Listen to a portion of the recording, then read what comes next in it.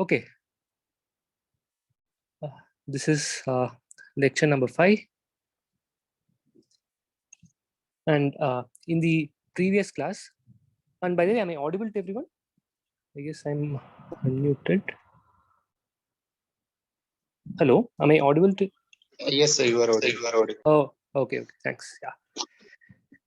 Yeah. So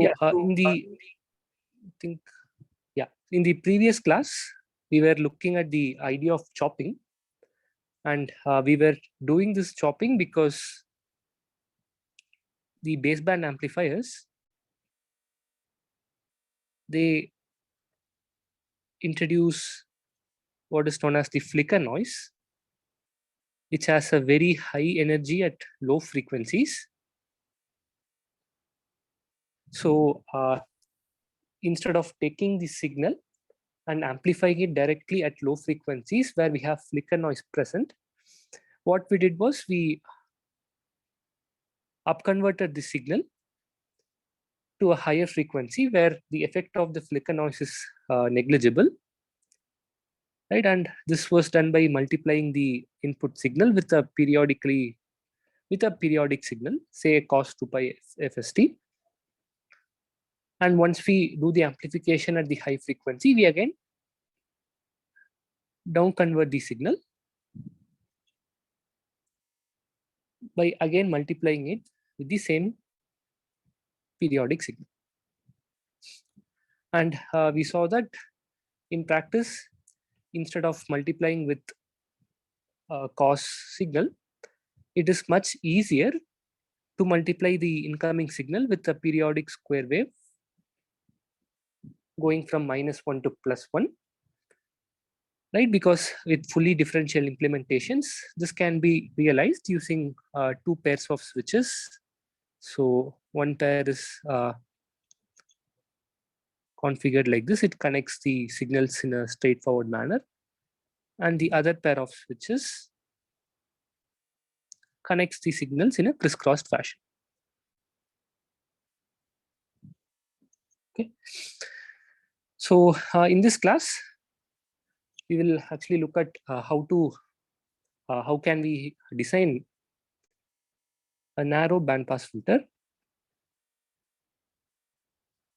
And as I mentioned in the first class, we'll need such sharp bandpass filters in RF receivers because the desired signal you are trying to receive might be very small, and you will have a strong adjacent signals. So we'll have to make sure that we receive only this portion and filter out the strong adjacent signals, right? And the bandwidth of these filters in practice, they'll be of the order of few hundreds of kilohertz, whereas the center frequency will need, so this will be in the order of several gigahertz. Right. And also, we don't want this bandpass filter to be a fixed bandpass filter. We also want this center frequency to be programmable.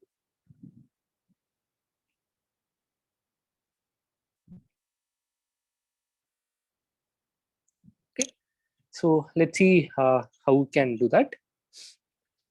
So what is the simplest bandpass filters you guys are familiar with? Anyone? What is the simplest bandpass filter you guys are aware of? RLC circuit. Right, so you can have an RLC circuit. So one possible connection is to do the following. You have R and then you have L and C connected like this. Right, so because now if you see at low frequencies,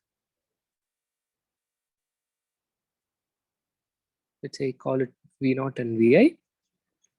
At low frequencies, we know the inductor will act like a short circuit. So L will be short. So output is 0. Similarly, at very high frequencies, the capacitor will act like a short circuit, and that will short the output to 0.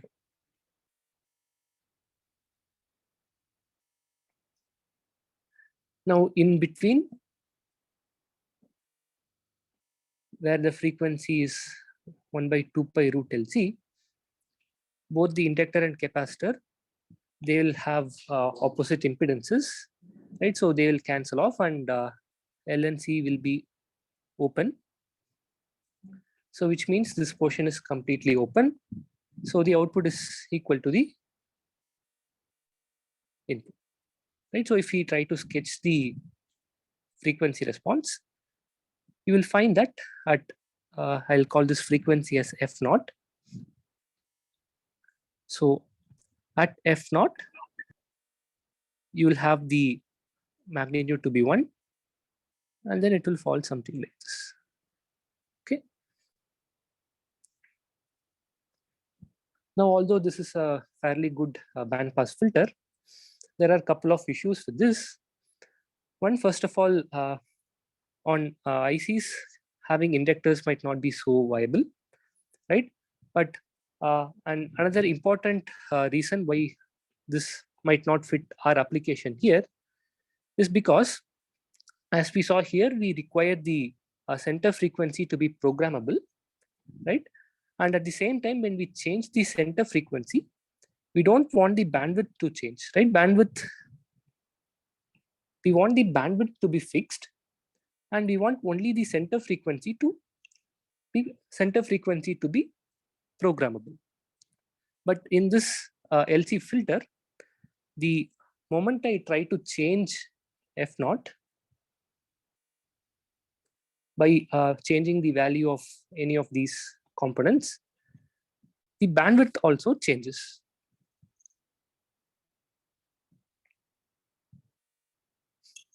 Okay. So because of that, we cannot use this LC filter to act like a programmable bandpass filter. Okay. So let's see what we can do for this. And as I mentioned, we'll try to avoid using inductors as much as possible. So let's say we have only a resistor and a capacitor. And you know that with a simple R and a C, we can have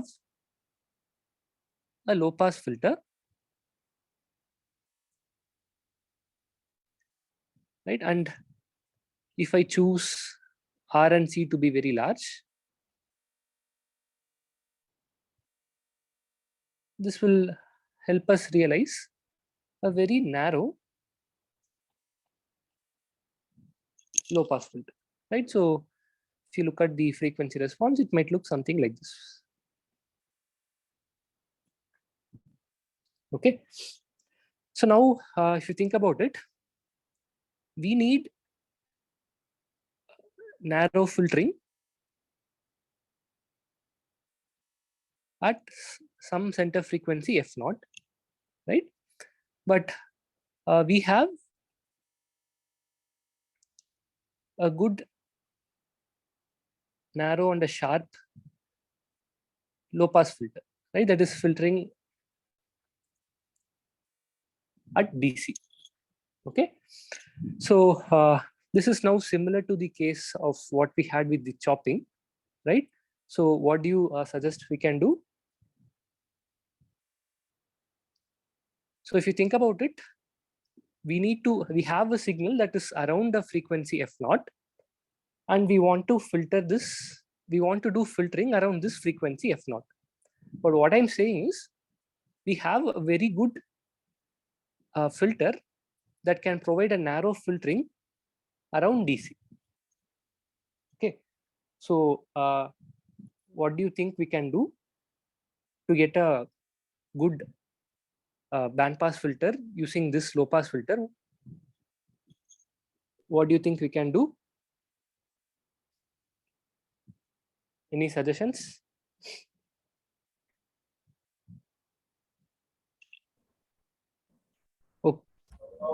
translate it to that frequency. Yeah, right. So in case of chopping, the case was, I mean, the issue was something similar, right? So in chopping, we wanted to do amplification at DC, but we saw that I mean, at DC we have a lot of noise, but we don't have a lot of noise at high frequencies.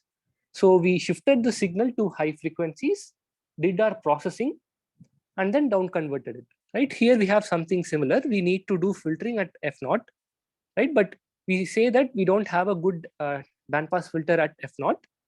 All we have is a good low pass filter. So we can do filtering around DC, right? But we need to do filtering around F0. So what we do, we take the input. This is input at some F0. We down convert it to DC, right?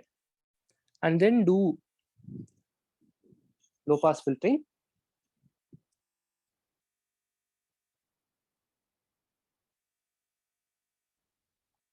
And then up convert it to F0.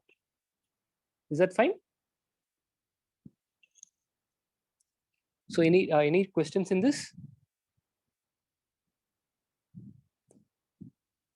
Okay. So how will we do this? So we'll take the input signal, Vi. As usual, we'll have to multiply it with cos 2 pi. I'll call this frequency Fs, cos 2 pi Fst.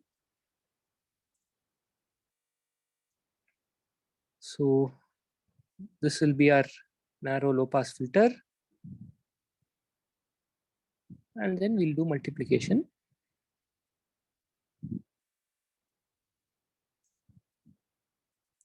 with cos 2 pi Fst. Okay.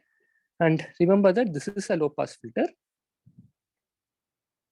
And we expect that this overall system behaves like a bandpass filter, right? So for example, if the input was a sinusoid at a frequency Fs, once I mix it with cos 2 pi Fst, at the output I'll have both 0 and 2 Fs. These will be the frequency components present, right? So these two frequency components will now be filtered by the low pass filter. So after filtering, I'll have only the DC. Okay. And this DC is again shifted to Fs, right? So now let us say if your input frequency is not Fs, it is Fs plus delta F. What will happen? Well, after mixing, I'll have delta F, 2Fs plus delta F, right? And of course, this 2Fs plus delta F will be completely filtered by the low pass filter. So we'll have only the frequency component delta F. But again, please remember this delta F will also be filtered by the low pass filter, right? For example, if the low pass filter had characteristics like this, and let us say this was our delta F, then even a delta F will be filtered, right? So I'll just say delta F filtered, and then we'll up convert it to Fs plus delta F, and this will again be the filtered version.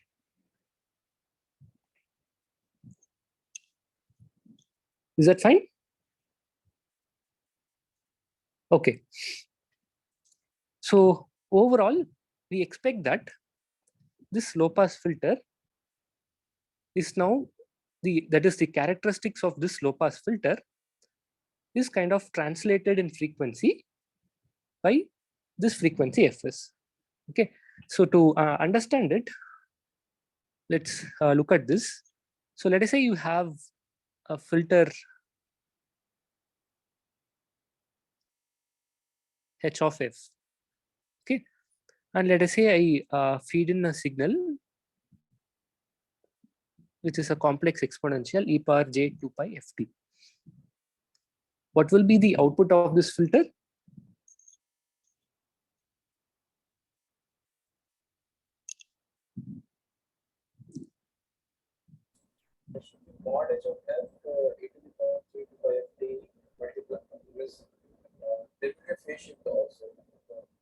mod h of f e power j 2 pi ft.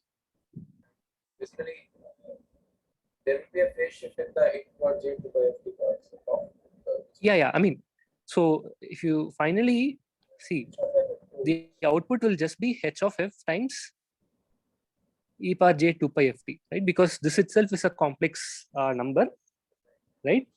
So that will the magnitude of it will scale the magnitude of the sinusoid, and the phase of it will add to the phase, right?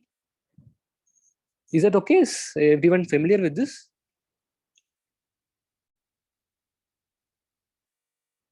I mean, is it okay? I mean, anyone has any confusions regarding this? We'll okay. I mean, see, we'll see it later also, but the way to think about it is, see, if you have an LTA system, say I give a input x of t. If the impulse response is h of t, you know that the output is related to the input and the impulse response using the convolution integral. So that's basically x of t minus tau, h of tau d tau, right? And in this case, my input x is e power j 2 pi ft, right? So what I'll have e power j 2 pi f times t minus tau, h of tau d tau, right? So this basically I'll take t, I mean e power j 2 pi ft outside. So I'll have e power j 2 pi ft. So then I'll have 0 to infinity e power minus j 2 pi f tau h of tau d tau. So I'll just rearrange this. I'll have h of tau e power minus j 2 pi f tau d tau. And of course, this is your h of f, right?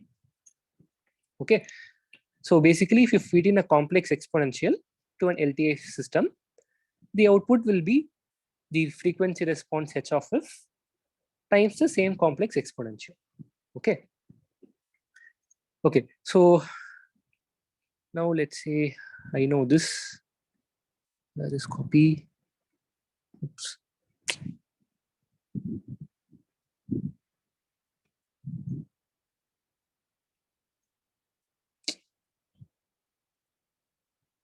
Yeah.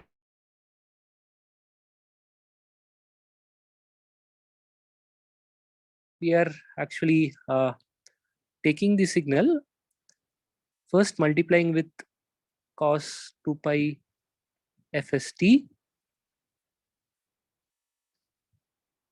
and then giving it to the filter h of f, right? And in our case, this h of f is a low pass filter. And then at the output, we again multiply with the same sinusoidal signal. Okay. So now let us say I feed in the same complex exponential e power j 2 pi ft. So I'll call this point as A. So at the point A, what will be the signal I get? So here I'll have the multiplication of e power j 2 pi ft with cos 2 pi fst. So what will be the effective signal at the output, that is at the point A?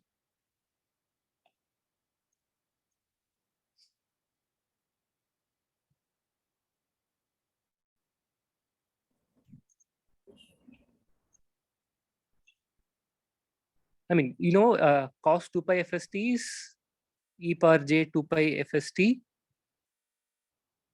plus e power minus j 2 pi fst by 2, right? So these two will get multiplied, right? So I'll have basically two frequencies. So let me erase it and write it directly. So I'll have e power j 2 pi times f plus fs t plus e power j 2 pi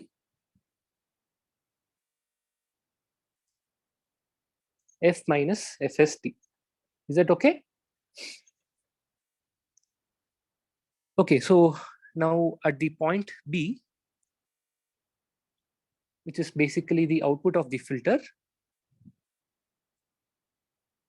what will be the signal I'll have?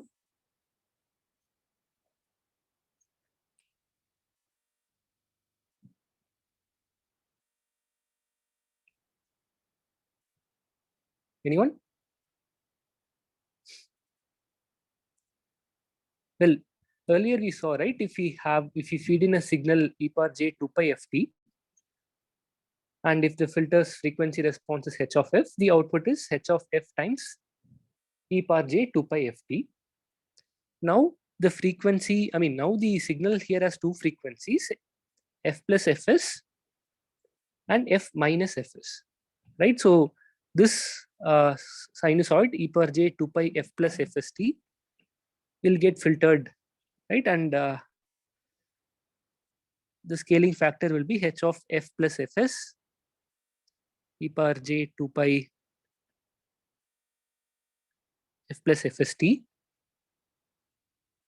Similarly, we'll have h of f minus fs e power j 2 pi f minus fst. Is that okay? Yes, sir. Okay. Yeah. So now this is the signal at the filter's output. Okay. So let's say I call the final output as C, and I'll just write it here quickly.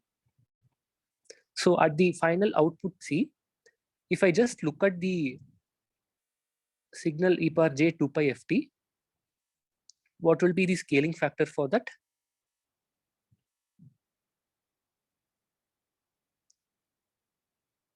Remember, the output at C is obtained by taking this signal B, which is basically this fellow, right?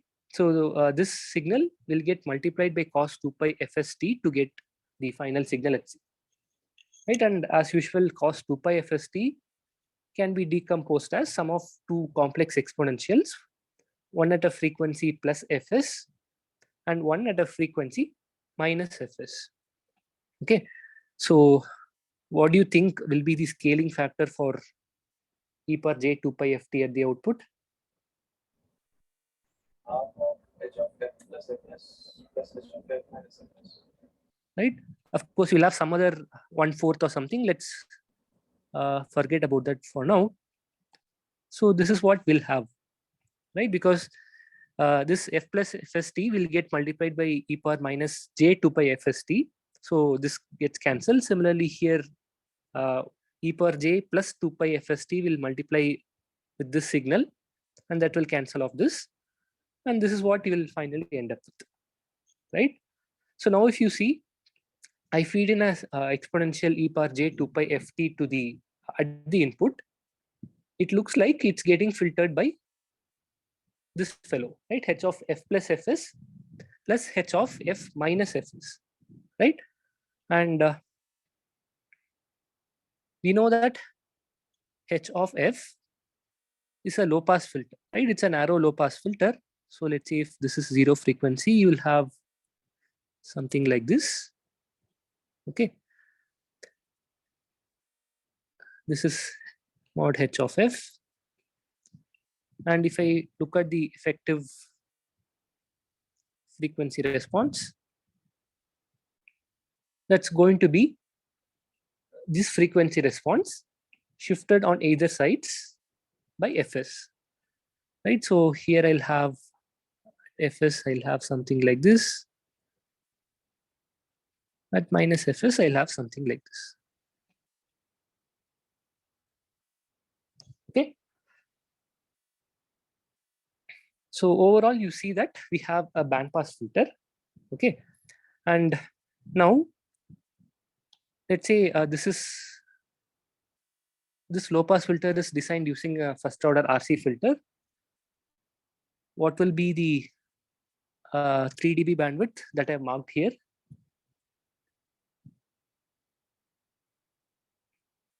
What is the 3 dB bandwidth?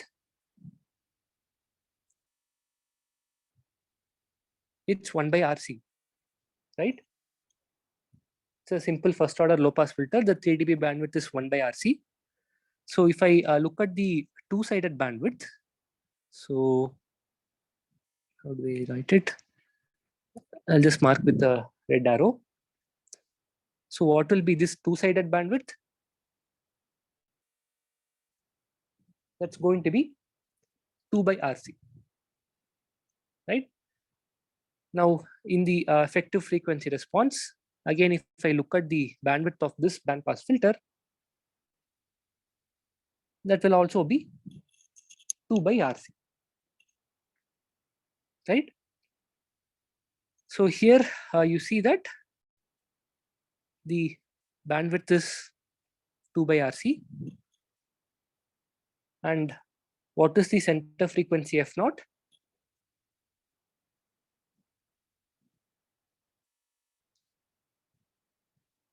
Come on, people. What is the center frequency F0? Fs. That is basically Fs, right? So now if I have to tune the center frequency, what do? I can simply vary this frequency Fs, right? So center frequency can be tuned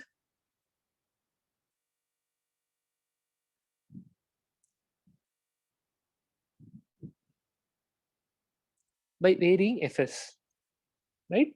And unlike the case of LC filters, where changing the center frequency also change the bandwidth, here you see that Fs has no relation to the bandwidth, right? So you can change the center frequency without changing the bandwidth. Okay. So all you need to do to tune the center frequency of this filter is to change the frequency of the signal with which you are modulating your signal. That's all.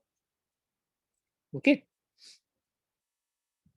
And if you want to make the bandwidth narrow, all you have to do is increase the values of R and C, and that will make sure that this bandwidth becomes narrow. Okay. And, Great. Yeah. when we talk about the bandwidth, so for the case when the signal is centered around frequency, that is around DC, the bandwidth is decided. Bandwidth is decided. Okay. I think the bandwidth for a low pass kind of signal is single-sided. We always put single-sided. Right. Right. Yeah. Yeah. But for when it is centered around some frequency Fs, then we talk. Then when we are asked to go to the bandwidth, then it is double-sided bandwidth.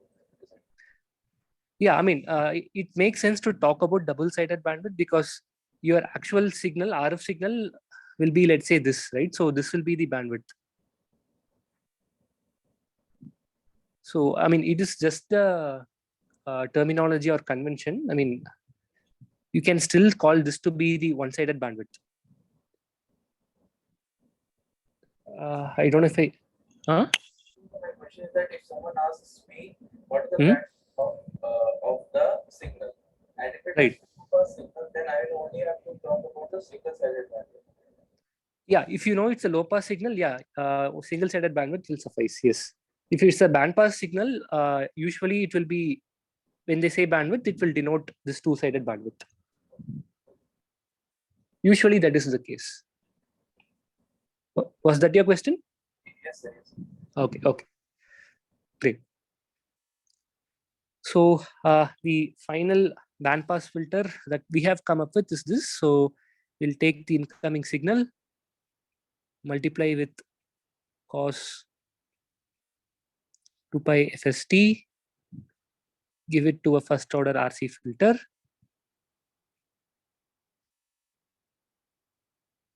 And then we'll again modulate the signal. Okay. And as we saw with the case of chopping, in practice, it is difficult to implement this multiplication with cos or a sine. So what we finally do is we multiply this signal with a periodic signal that goes from -1 to +1.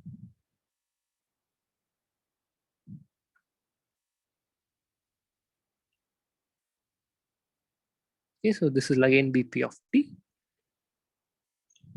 and that's the final output. Okay, and what we'll consider now in this class will be a single-ended version, right? As we saw in the chopping case, multiplication with -1 and +1 is possible when we have this fully differential case, where to multiply with -1, we'll simply crisscross the connection and give it. Okay, but now we'll consider only a single-ended version. So instead of multiplication with +1 and -1, I will say that it's a square wave going from 0 to 1.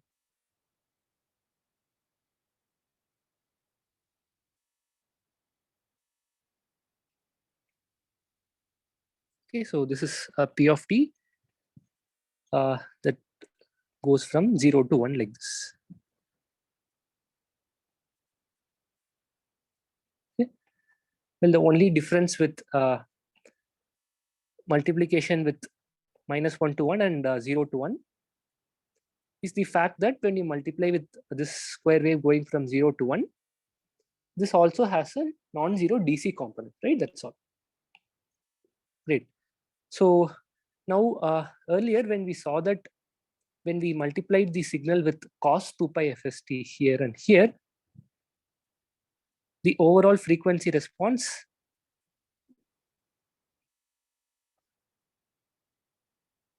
looked like this, right? We had the low pass characteristics centered, shifted to a frequency fs. But now we are multiplying with a square wave going from 0 to 1.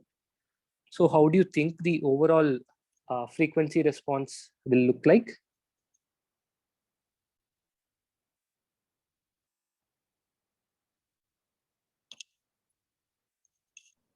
Should have this repeating at different harmonics and temperatures.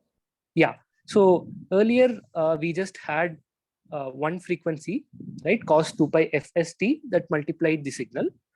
But now we are multiplying with this square wave, and of course you know that this periodic square wave has a DC component, a frequency component at fs, 3fs, and all odd harmonics, right? So what you'll find is that you'll have a small portion around DC, one at fs. You will have the response translated to 3fs at 5fs, and so on.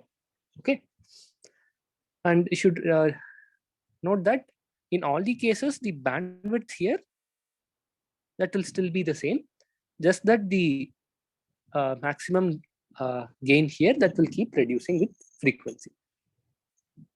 Okay, great. Any questions in this so far?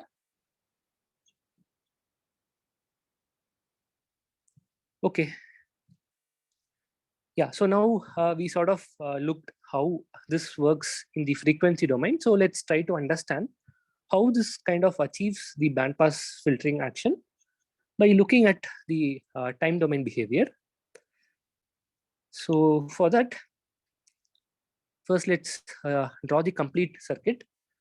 And here, when I say I'm multiplying the incoming signal by a square wave that goes from 0 to 1, all it means is that when the square wave is 1, we feed the signal directly, right? And when the square wave is 0, the signal here is pulled to ground, right? So this can be implemented by using a couple of switches. So let me draw that here. So these are the two switches. And then we have the RC low pass filter. And then at the output, I'll still draw it as a multiplication. Okay. And let's say these switches are controlled by phi1 and phi2. So phi1 might be something like this, and phi2 will be the exact opposite.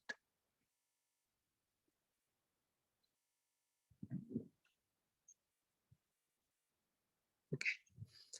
And also notice that the bandwidth of this filter, we saw that it was 2 by RC, right, or proportional to 1 by RC. Okay. And the center frequency, which I call F0, is equal to the frequency Fs, which is basically the 1 over the time period of the square wave, right? And remember that we want a narrow bandpass filter, right? And as we saw in the beginning, the center frequency usually will be several orders of magnitude larger than the bandwidth, right? And in the example we saw, this was of the order of gigahertz, whereas this was in the order of kilohertz, right? So I know that my Fs, which is the center frequency, is much greater than the bandwidth, right? So which means Fs is much greater than 2 by RC, right? Or the other way to write is RC is much greater than 2Ts. Okay. So the time constant here, the RC time constant, is much larger than the period of the square wave. Okay. Great. So now what we'll do is we'll apply a sinusoid, say at a frequency Fs, and see why we get a maximum value when the frequency is equal to Fs. So we'll take this circuit.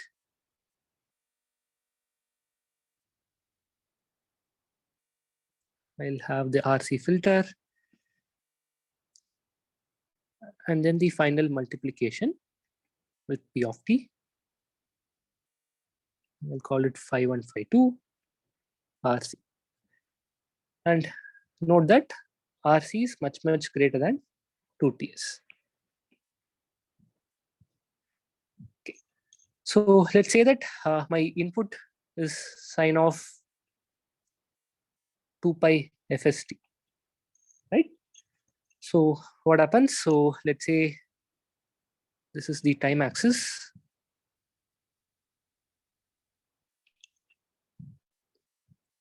Let's say this is 0. This is Ts by 2. This is Ts. Okay. And let me mark a few more points like this. So the input, which is sine 2 pi FST, will look something like this. Oops. Okay. So this is my input, which is sine of 2 pi FST. Okay. So now if I look at this signal Vx, how do you think it will look like? Well, I will assume that during this portion, phi1 is active. Okay. So which means when phi1 is active, the switch is closed. So Vx will simply follow the input. So let me sketch it on top like this. So for 1/2 of the cycle, Vx will follow the input signal directly. And for the remaining half, Vx is pulled to ground. Right? So I'll have something like this. And this will keep repeating.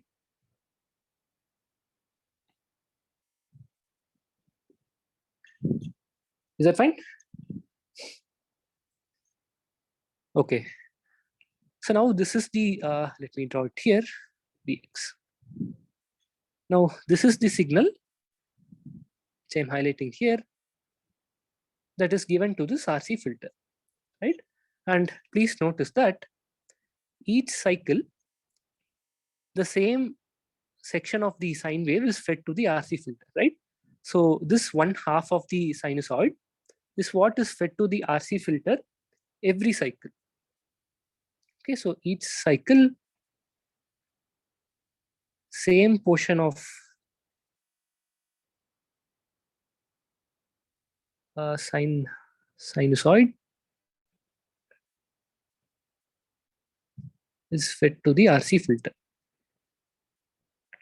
Okay, so the input to the RC filter is a periodic signal like this. Okay, and assume that the RC time constant is much greater than the time period of this time period, right?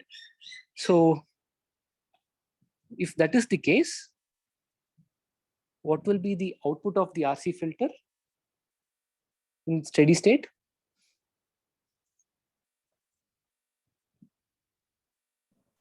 That's the average value. It will be the average value, right? Because the input to the filter, RC filter, is this periodic signal. And we assume that the RC time constant is much greater than the time period of the input signal.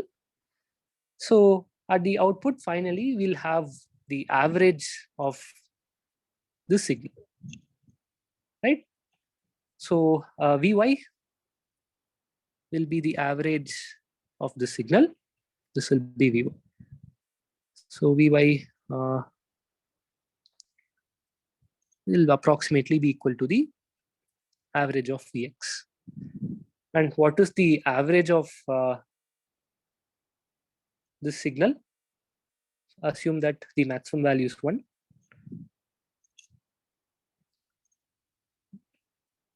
This is basically a half wave rectified kind of signal, right? So what will be the average, the DC or the average value in this signal? Anyone remembers?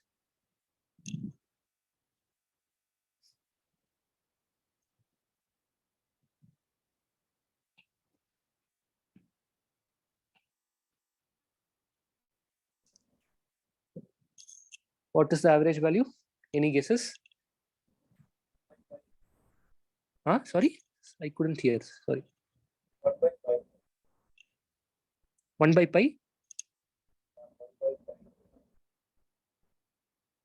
Okay, so let's quickly calculate, right? So basically, I mean, I'll just say it as some sine of x 1 over 2 pi.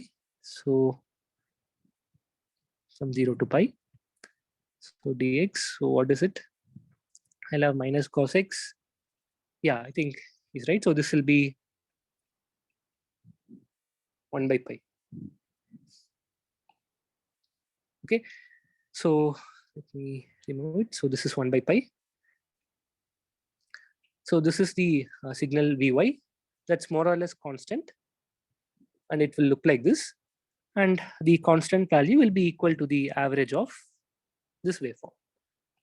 So the final output, V out, that will simply be this constant signal multiplied by zeros and 1. So V out might look something like this.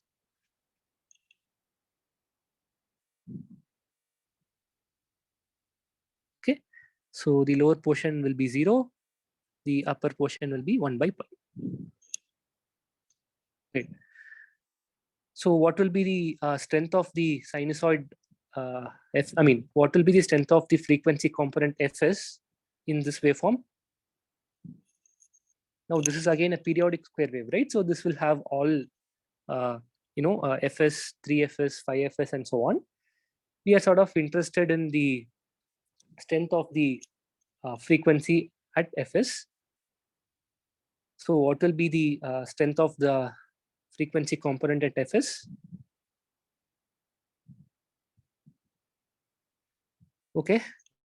So again, these are some things you might find useful in this course. So if you have a periodic square wave that goes from -1 to 1, for this, does anyone remember what is the strength of sine 2 pi fst? assume that this TS is 1 over Fs. So anyone remembers the strength of the sinusoid of the fundamental frequency? So this 4 by pi. Yeah, it will be 4 by pi. Okay, so this will be greater than 1. Okay, that's how you kind of remember it. Okay, and the same way, if it's a square wave that goes from 0 to 1, that's simply going to be half, right? Because the peak to peak, here it's 2, here it is 1. So the strength will also reduce. It will be 2 by pi sine 2 pi FST in this case. Okay. So with that information, we can see that the strength of the signal sine 2 pi FST, that will be 2 by pi times this amplitude 1 by pi. Okay. So this will be the final strength for the sinusoid at the output. Okay. So the key point to note is when you feed in a sinusoid with a frequency of Fs, the input to the RC filter is basically the same signal every cycle. Okay. So that is why the RC filter is trying to find the average of the same signal, and the output kind of builds up to the value, which is this guy, right? And that again gets upconverted to Fs. Okay. So now let us say my input frequency is not Fs. It is Fs plus some delta F. So let's see what happens in that case. So again, let me mark the time axis. This is 0, Ts by 2, Ts, and so on. So let me first draw the sinusoid at Fs with dotted lines. Right. So this will be the sinusoid at a frequency Fs. But now we have a frequency which is slightly larger. So maybe it might do something like this. Okay. Something like this. So now if you look at the signal that is actually being fed to the RC filter, what will happen between for 0 to Ts by 2, the same input is, the input signal is directly connected to the filter. So this portion of the sinusoid, which I'm trying to highlight in green, this will be fed to the RC filter directly. The remaining half of the time, the signal will be 0. Right? Again, in the next clock cycle, the input will be directly connected to the RC filters. So this portion of the sinusoid will be fed, and then it will be 0. Okay. So here you notice that each clock cycle, different portion of the sinusoid is being fed to the RC filter. Okay. So the RC filter will now try to compute the average of multiple portions of the same sinusoid. Okay. And so finally, what can you say about the overall average? In the earlier case, we had the same portion of the sinusoid was given to the filter. But now you see that in 1/2 of cycle, some portion of it is given. In the second clock cycle, some other portion of the sinusoid is given, and so on. Right? So the RC filter is going to compute the average of the input that is given to it. Right? So when the frequency is not equal to Fs, since each clock cycle, the RC filter sees different portions of the sinusoid, the overall average of all these portions, that will be much, much smaller compared to this guy, right? Because here you have the same signal. So finally, the the output will settle the signal. But in the second case, the output will settle to the average of multiple portions of the sinusoid, right? And that will be much, much smaller. Is that clear?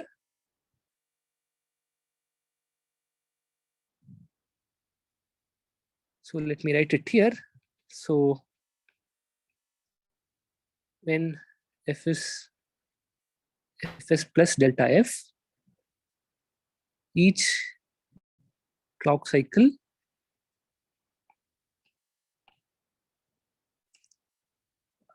different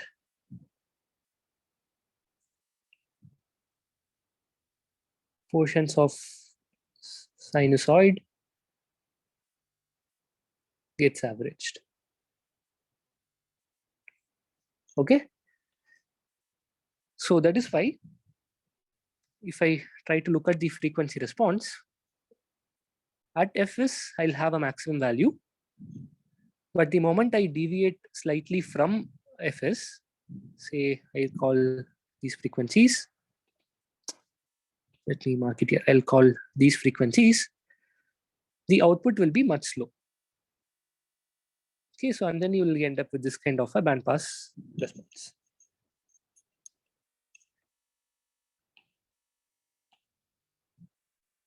Is that okay?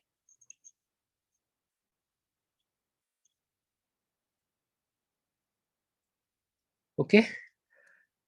So now in a similar fashion, if you sort of try to feed in a sinusoid, which is at 3fs, so what happens? So let me draw the time axis again. This is 0, let's say ts by 2 and ts. So within ts, now we'll have 3 cycles of the sinusoid, or within 1/2 the period, I'll have 1.5 cycles. So let me see if I can draw it. Yeah. So this is 1.5 cycles.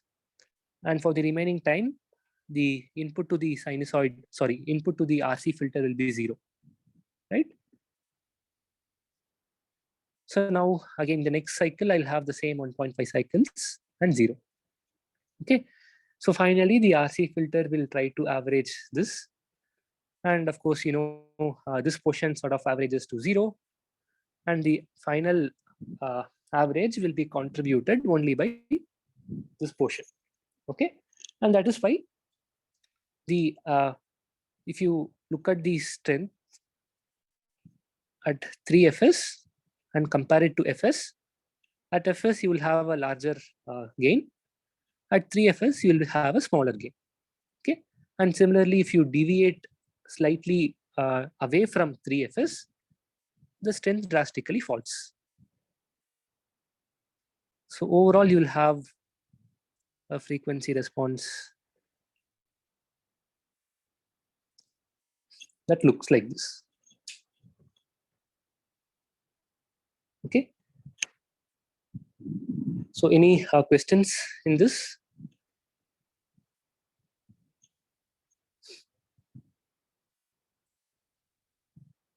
Okay. So then let me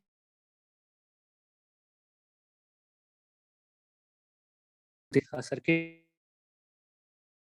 we have. So the input is connected to a set of switches like this. And then I'll have the RC filter. And then the output is finally multiplied by P of t.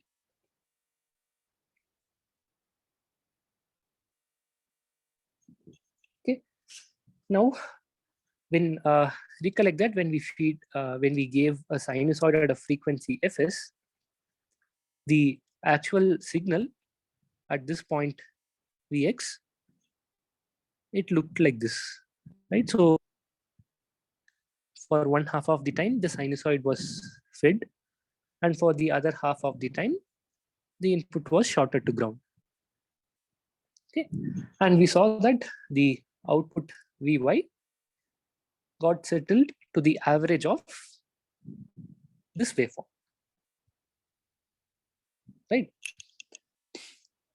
So, but if you notice here, when the switch phi1 is on, right, And that is when the signal is connected to the RC filter.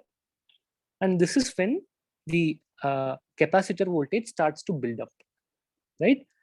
When phi1 is off and phi2 is on, we are pulling this node to ground, right?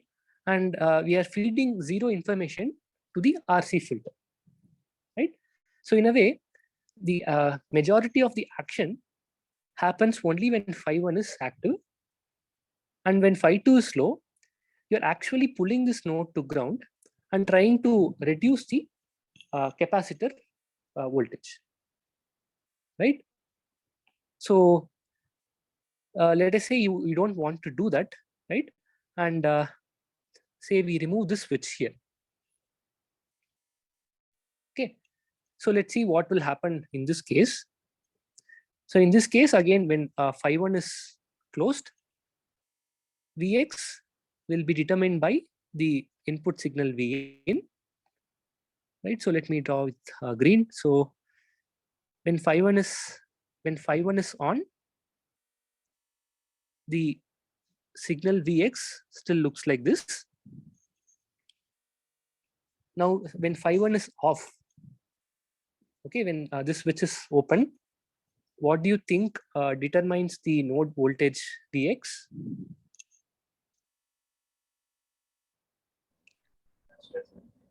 Sorry?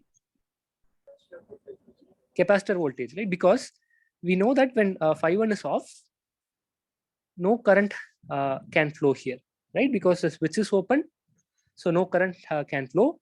So when phi1 is off, let me, Vx will be fixed by the voltage Vy, which is the capacitor voltage. Okay, and so if you, when phi1 is on, actually, the capacitor voltage was actually tracking the average of this waveform, right? So in steady state, when phi1 is on, Vy will actually be equal to the average of this portion of the waveform. Okay, so this is Vy. So this is Vy when phi1 is on. Now you switch off phi1, so Vx will jump up to Vy, right? So this is Vx, it will jump up to Vy like this, it will retain. And again, when phi1 is on, it will track the input. And when phi1 is off, it will jump up to Vy.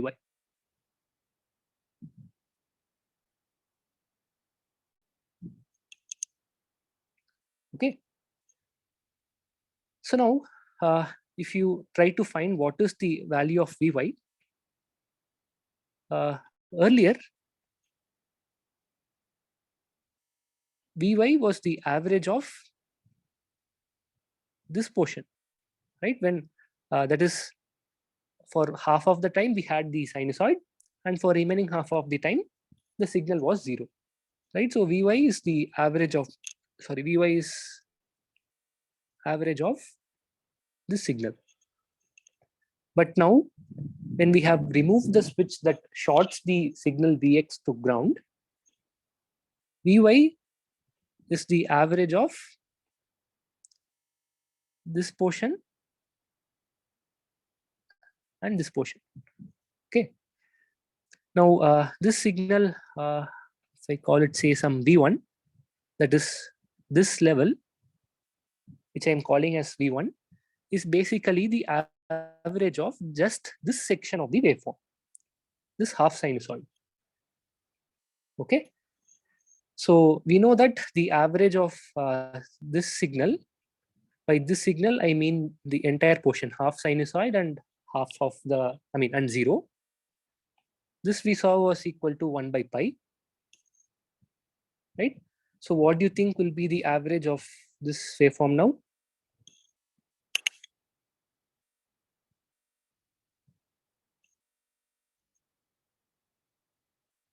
Okay.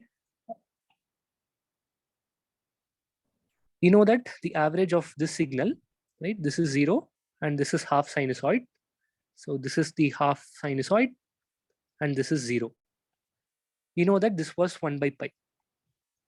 Okay. Now, when we have removed that switch that was here, we are saying that the signal that's getting averaged is this fellow, right? Again, we'll have the sinusoid for one half of the time.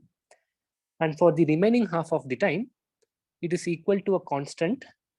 And the value of this constant is basically the average of this section of this waveform, right? We know that average of this and 0 is 1 by pi. So what is the average of, what is the average of just this? Sorry? 2 by pi. It will be 2 by pi, right? So basically this value will be 2 by pi. Okay. So this value will be 2 by pi. So the overall average of this signal will in turn be equal to 2 by pi, right? Because you know the average of this is 2 by pi, and you know this value is also 2 by pi, which is already a constant. So overall, this signal will have an average of 2 by pi. Okay. So basically, the bottom line is, if you remove the switch here that was pulling the node Vx to ground in one half of the time, you see that the average value or the capacitor out, the average, voltage, which is the capacitor voltage, has kind of doubled. Okay. So because of this, if you look at the frequency response, even the frequency response, we'll see that the gain at each frequency is now doubled. Is that fine? So the final circuit we have is this. So the input is switched directly and given to this RC filter. And then we have multiplication with P of t. Okay. The only difference is earlier we had a switch that was connected to ground. Now we have eliminated the switch, right? Because this switch, by pulling this node to ground, was actually reducing the average value of this, output, right? So now we don't want to do that. So we have eliminated that switch. That's all. Okay, so this I'll call it as some phi. I'll say phi1. Okay, so one last modification. You know that this is a linear switch, this is a linear resistor, and both of them are memoryless. So I can interchange their order. So finally, I'll end up with this circuit.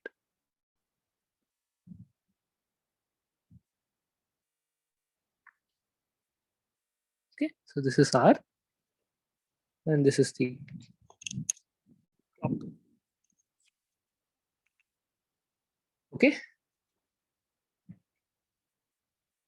I have a doubt in the statement that you just made right now. Sorry? So I have a doubt in the statement that regarding the interchanging of elements in their memoryless and linear. Right. Can you please elaborate on that? Sorry? Can you please elaborate that point, sir? Yeah. You know that, let's say you have two operations, right? It comes from math also, right? So if you have, it's basically, if you have linear operation, instead of doing x1 plus x2, I can do x2 plus x1, isn't it? Right. There's something similar here. If you look at it in the input current is sort of first sees the switch here and then a resistor, right? So what I'm saying is, on a very top level, I'll interchange these two operations. And I can do it as long as the two operations themselves are linear and there is no memory, right? For example, if I had a resistor and a capacitor, I can't interchange their order. But if these two are resistors, I could do. Okay. It doesn't matter if the elements are time variant. It doesn't matter if the elements are, no, yeah, it doesn't matter as long as there is no memory. The element can be time varying. For example, I can have I1 of t to be, say, g of t times p of t. Okay, as long as the instantaneous voltage or the instantaneous current depends only on the conductance and voltage at that time instant, it is fine. So that is why you placed a constraint of memory. Because Yeah, then yeah, time variance will affect it if it is a memory. yeah, exactly, yeah. Okay. Great. So just one last thing I want to point out. So in this same circuit where I have, this is V in, I have R, I have the switch and a capacitor. So I had final multiplication with P of t here, right?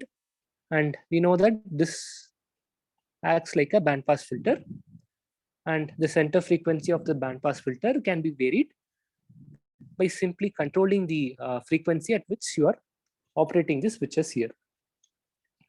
So now let us say I don't do this final multiplication with P of t. Okay, so I'll just do this. So what operation do you think this circuit is realizing?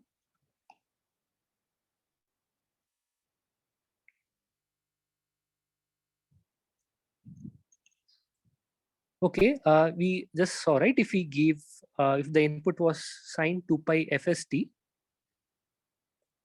what was the output?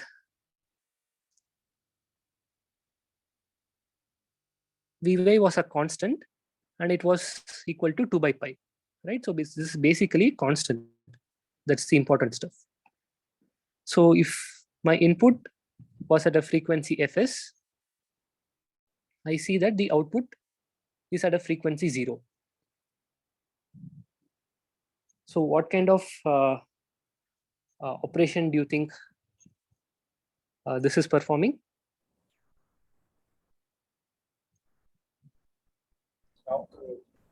Yeah, it is basically down conversion, right? So if I extend it, if my input was at f plus fs, my output will be at f, right? So I mean, if you think about it, the way we finally ended up with this circuit was that first we took the signal multiplied with p of t, pass it through a low pass filter,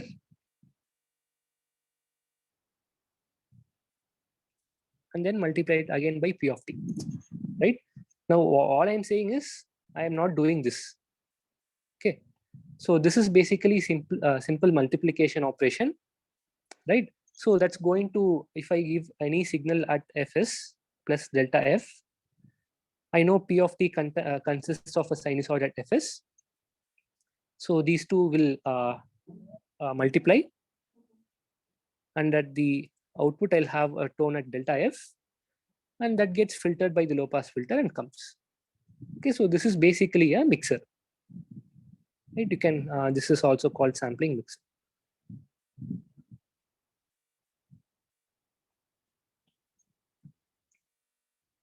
Okay, so the thing is the same circuit. So if I don't have the switch, it is a simple, I mean, let me draw it maybe. The same circuit, if I just do this, it's a low pass filter, right? I take the circuit, add one switch here. This becomes a down conversion mixer. And the same circuit,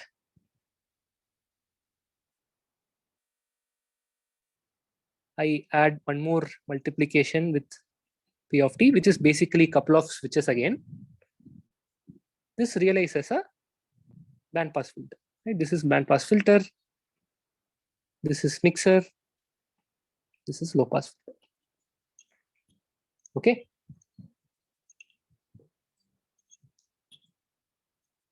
Any questions?